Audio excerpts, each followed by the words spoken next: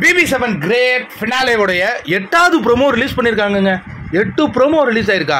அதில் 2-3 ப்ரோமோ ரிப்பீட்டடாக தான் வந்துச்சு. இந்த 8வது ப்ரோமோவில் வந்து ஒரு வித்தியாசமான ஒரு நிகழ்ச்சி, ஆடல் பாடல் அப்படின்னு சொல்லிட்டு, இது ஒரு ஸ்பான்சர் போல இருக்குது, 2வது சீசன் வந்திருக்காங்க போல இருக்கு. அந்த நிகழ்வை வந்து இங்கே ப்ரொமோட் பண்ணுறாங்கங்க.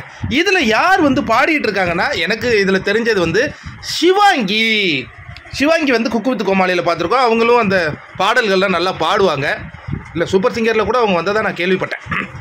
அவங்க இங்கே உள்ளே வந்து பாடிட்டு இருக்காங்க. அது அங்கே போட்டியாளர்களுக்கு ஒரு மிகப்பெரிய உற்சாகத்தை கொடுக்கும். ஏன் மாயாவின் முகம் மட்டும் வருத்தமாகவே இருக்கு? நீங்கள் நல்லா நோட் பண்ணிங்களா?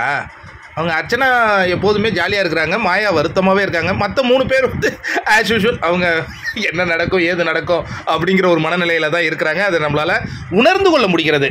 சந்தோஷமாக இருக்கிறாங்க. இப்போ இந்த சிவாங்கியினுடைய அந்த பாடல் நிகழ்ச்சியில் என்னென்னா, அர்ச்சனா, மாயா, மற்ற போட்டியாளர்களும் கலந்து கொண்டு பாடுறாங்கங்க. ரொம்ப அற்புதமாக இருக்குது, பார்க்குறதுக்கு நல்லா கலர்ஃபுல்லாக இருக்குது.